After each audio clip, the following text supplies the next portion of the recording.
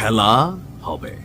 ঝুঁক্যাঙ্গা নেহি সালা। পুতিন কাকু কথা কম বলে, কাজ বেশি করে। আপনি দেখবেন পুতিন খুব সংক্ষিপ্ত স্পিচ দেয়, অর্থাৎ বক্তব্য দেয়, মানে খুব ঘন ঘন সাক্ষাৎকার বা আন্তর্জাতিক মিডিয়াতে আমাদের দেশের রাষ্ট্রপ্রধানদের বা যে একটা খায়েশ আছে না, পুতিনের এটা নাই। পুতিন হচ্ছে খুব শান্ত স্বভাবের একজন প্রাণী। আপনি দেখবেন যে হাসবে। একটা মজার ঘটনা বলি, তুরস্কের প্রেসিডেন্ট আর রাশিয়ার প্রেসিডেন্ট এই দুইজন একটা মিটিং করতেছিল। রোমের বাহিরে বৈঠা ছিল পাকিস্তানের প্রেসিডেন্ট। তো দীর্ঘক্ষণ ধরে তারে আর ডাকতেছে না দেখা নিজে উঠা গিয়া ওই মিটিং এর মধ্যে ঢুকে গেছে, যেখানে এরদোগান এবং পুতিন কথা বলতেছিল। সিস্টেম ভাইগা পাকিস্তানের প্রেসিডেন্ট শাহবাজ তো আপনার মানে ওইখানে ঢুকে গেছে। তো এই দৃশ্য দেখা স্বাভাবিকভাবে বিরক্ত হওয়ার কথা পুতিন কাকু, বাট তিনি খুবই শান্ত স্বভাবের মানুষ। শাহবাজের একটা সোফার মধ্যে বসতে দিল, কথা বলল। মানে আমি এখানে যেটা বুঝাইলাম, অন্য দেশের যে কোনো কেউ হইলে এটা নিয়ে রিয়াকশন হইতো, বাট পুতিন পরিস্থিতিকে বিবেচনা করে কথা বলেন। তো কথা বলছি যে রমজান কাদিরে তুলে নিয়ে যাবে। গেল কয়েকদিন আগে পুতিনের বাসভবনে, খেয়াল আছে নিশ্চয়, হামলার কথা, রাশিয়ার প্রেসিডেন্ট ভবনে, যদিও কার্যকর হয় নাই। আর এই সকল কিছুর পরে বিরক্ত হইয়া মাইরাই দিছে এবার। এটা মাথার মধ্যে কি ছিল জানি না, তবে যা ঘটছে তা পুরা ইউক্রেনকে এক যুগে করে এরকম কাঁপাই দিছে, লাইক ভাইব্রেটর মেশিনের মতন।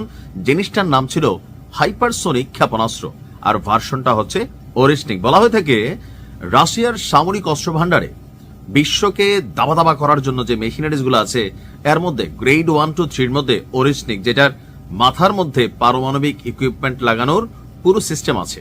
তবে কালকে কি দিয়া মারছে জানি না, ঘটনা ঘটছে অনেক বড় একটা।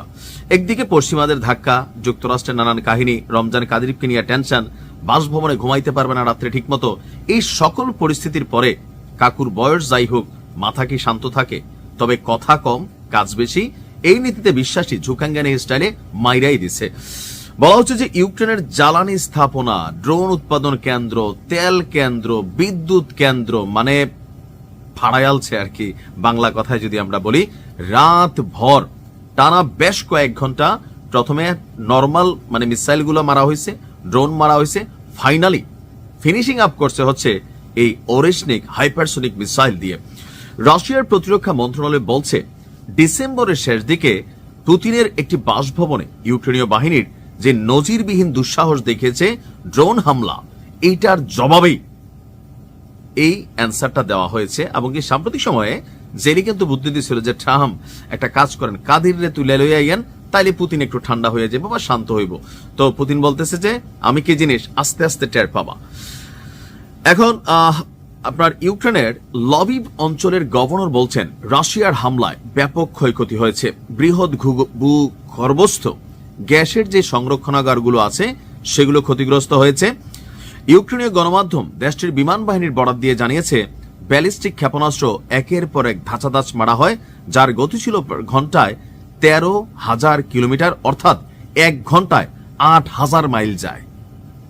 সাউথ কোরিয়া থেকে বাংলাদেশ যাইতে বিমানে আমাদের প্রায় ধরেন ডাইরেক্ট ফ্লাইট হলেও 6.5-7 ঘন্টা লাগে। দূরত্ব কিন্তু এরকমই। তো পুতিন যেটা বানাইছে এটা 1 ঘন্টায় 8,000 মাইল যায়, মানে আরো বেশি যায়।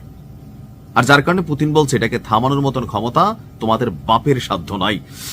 ইউক্রেনীয় গণমাধ্যম বলছে যে নজিরবিহীন এক রাত পার করেছে ইউক্রেনীয়রা।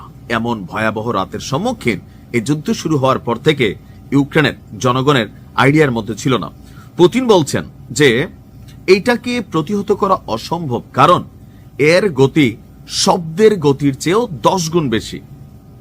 শব্দের গতির চেয়ে, ধরেন শব্দের গতি কেমন, আমি ও কইলাম, আপনি ওইখান থেকে একটা মাইকের মধ্যে আমি বললাম হ্যালো, একটা মাইকের সিম্পল আওয়াজ দেখেন কত দূরে চলে যায়, just within a second. Hello microphone testing বললেই, তাহলে বোঝেন এটা শব্দের থেকে 10 গুণ আরো গতি বেশি, যার কারণে এটাকে প্রতিহত করা অসম্ভব। হতে আমেরিকা পারবে, জার্মানরা পারবে, বাট ইউক্রেনের দ্বারা অসম্ভব। ক্ষেপণাস্ত্রটিতে বিস্ফোরক নয় বরং ডামি ওয়ারহেড ছিল। পুতিনের বক্তব্য যে প্রচলিত ওয়ারহেড ব্যবহৃত হলেও এর ক্ষমতা ছিল পারমাণবিক অস্ত্রের সমান। তবে এর পরেরটা কি মারবে সেটা পুতিন বলে নাই, বলছে যে শান্তিতে বিশ্বাসী, মাথা গরম করলে আওলাই দেব। পুতিন কাকুর জয় হোক, ভালো থাকুন, আসসালামু আলাইকুম।